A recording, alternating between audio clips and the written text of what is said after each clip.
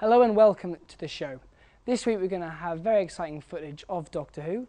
We're going to have a bit more news on Haiti. We're going to be talking about the Evolution Festival, as well as a very exclusive interview with Steve Cuthbert, who is the founder of the Unsigned event in Sunderland. This is your regional entertainment show. This is S2.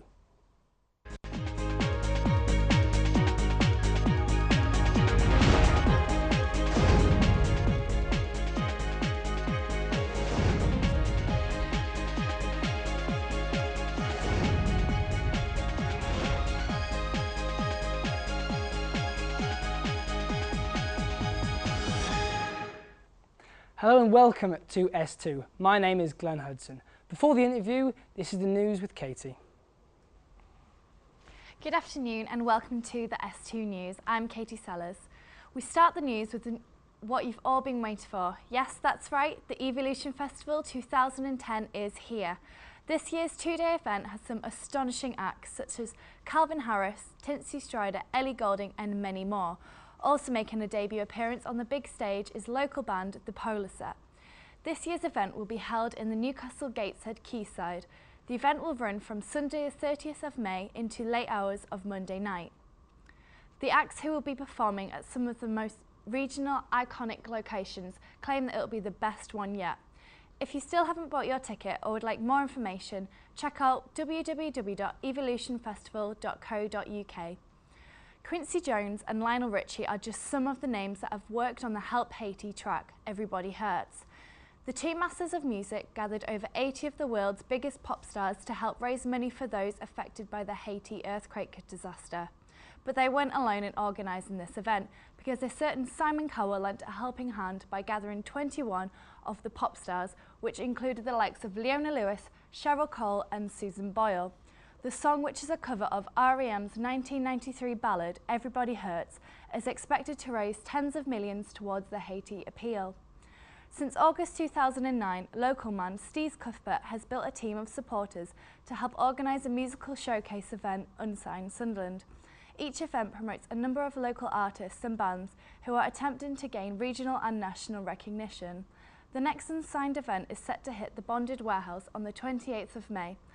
Expect fantastic live sets from one of Sunderland's craziest pop-punk act, Inc., and Newcastle's Rover. Stay tuned for an exclusive interview with the event organiser Steve Cuthbert to find his opinion on local music and why it's so important in the North East. And finally, the sound of screaming school children isn't what you'd usually expect to hear coming from the University of Sunderland. However, that's exactly what happened when the new Doctor, Matt Smith, turned up with his companion Karen Gillan, who plays Amy Pond in the new series. It was all part of a promotional tour organised by the BBC to engage their flagship show with communities all over the country. Sunderland, being one of the lucky selected cities, got to host a regional premiere of the first episode, The 11th Hour. That's the latest from me, now back to Glenn. Thank you very much, Katie. Joining me today is Steve Cuthbert, who is one of the founders of the Unsigned event in Sunderland. Stephen, thank you for coming on the show. No problem. So can you tell us a bit more about how it began? What started it? What started it all?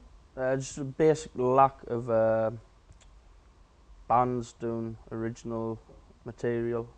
You'll go about and you'll find a lot of bands doing covers, but not a lot will push their original material. So Unsigned Sunderland was a platform, if you like, for getting these bands to actually play. Go on. So it was all about it's all about the music then, isn't it? Getting Definitely. these bands up on stage. Yeah, yeah. For the audience as well, because the bands have got quite a fan base, haven't they? Yeah, most of the young bands have. It's a good way to get them in a dedicated event where they're actually just playing to the fans rather than being background noise in a pub. Yeah, of course, because that's what the Unsigned events are about, isn't it? It's for the band, isn't it? For the bands. Yeah. How many bands would you have at the events? How many would you have at a event, when we started off, we used to have like 8. Yeah. But it kind of churns on for too long. No. Bands get sick and fall asleep or just drink free beer. So we cut it down to 6. You've got it down to 6 bands. Yeah, so 6 bands event. Brilliant. And the age range is? The age range, 16 up at the minute, but we are putting some younger events on. We're hoping to get some teenage bands in, say 13, 14 onwards. Brilliant. So you get a whole sort of range of different audiences, very definitely. diverse? Very diverse, 14 plus up to 45 to 50. And It's probably quite hard keeping up with all the young ones, isn't it, really? Oh, definitely. Jumping around the stage and just being teenage energetics, really. Oh, it's great when you say that. It's like getting all their energy out on the stage is probably the best thing, really, isn't it? Yeah, it is a good outlet to get the music out, rather than being confined to a practice room. They get to be on a stage and thrash it all out.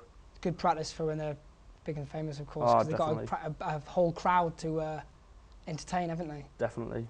Fantastic. Okay, so you've got like bands such as Ink performing, haven't you? Ink, yeah, that's a fine example of an energetic band. Because they're quite young, aren't they? Oh yeah, they're school leavers, so there's nothing they won't do. Brilliant. Okay, well we'll be back to Stephen once we go straight to the weather with Christopher Hine. Thank you, Glenn. In local weather, it will be cold with temperatures between 6 and 8 degrees Celsius, with patches of rain expected throughout the day. So I'd recommend an umbrella for those who like to get out and about. Tonight, expect lows of -1 degree Celsius. Nationally, things aren't looking much better on the whole. The only sun will be appearing down south in our beautiful capital, London. However, festival goers may be relieved to know that all the main festivals are due for some sun this year, although people attending the Isle of Wight festival may want to consider taking a rain poncho. That's all for today. Thank you for watching, and back over to you, Glenn. Hello and welcome back. So Stephen, we're talking a bit more about Ink and how all their energy is often displayed on stage. Can you tell us a bit more about the fan following of bands such as Ink? Fan following for the likes of Ink is quite extreme, because they're guaranteed a good show.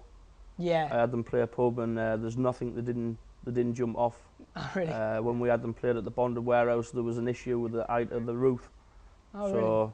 How did you find Ink? How did you come across them? Last minute cancellation of a band I did have on. Okay. I was searching for a band in like the 11th hour, as you will, and they stepped up and took it. I booked them blind, and I was surprised when they took like the stage in the pub. Very good. Absolutely blew the place up. Fantastic. Brilliant. Well, they would do, wouldn't they, with all that energy? Oh, yeah, I'm saying no, that's just TM stuff. That. Fantastic, fantastic. How important do you think local music is to Sunderland? Local music's important as to every city. It's a way of showing your city off to another city. It's like a football team. Yeah, of course. If you've got the best bands, everyone's going to look at you, and that's what we're trying to do. We're trying to collect all the great bands and get them seen by other cities and get people taking notice. Of course. In the future, of course, you want bigger names signed on, way bigger bands, more bands even? Yeah, we want to get our local bands obviously playing more support slots with bigger names, so that our local bands can get recognised in the same kind of way. Yeah, of course. There's a sheer lack of chart action with North East bands at the minute. Yeah, I suppose it's important for the younger generation as well, isn't it? Oh, definitely. It just basically shows them that it can be done. Yeah, anyone can just go in and have a go? Anyone can have a go. If you're playing a band, just get in contact with us. That's fantastic. Where would you see Unsigned in about a year's time, do you think?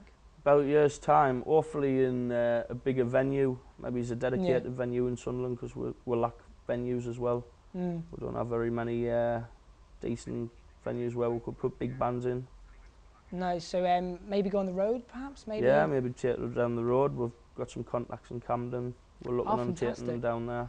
So you may go on a little bit of a road trip. Yeah, take bands some bands on the road. That'd be quite exciting, wouldn't it? Especially with bands such as Ink. Definitely. Going around on these different road trips, fantastic. So how can people get involved and get in touch with Unsigned? All the usual digital ways, Facebook, MySpace, or even just Google us. We'll take about 7 pages of Google. Yeah. So how many people would you get, say, like, on these Facebook pages and MySpace pages, and then like turn up? It varies on the band. If we have a lot of young bands on, we'll get a lot in. A lot of people come to the events. It depends on the genre really, and how much of a following we have. Fantastic. Well, thank you very much, Stephen. Thank you very much for coming on, and thank you everyone for joining us. This has been S2, and I've been Glenn Hudson. Thank you very much. See you next week.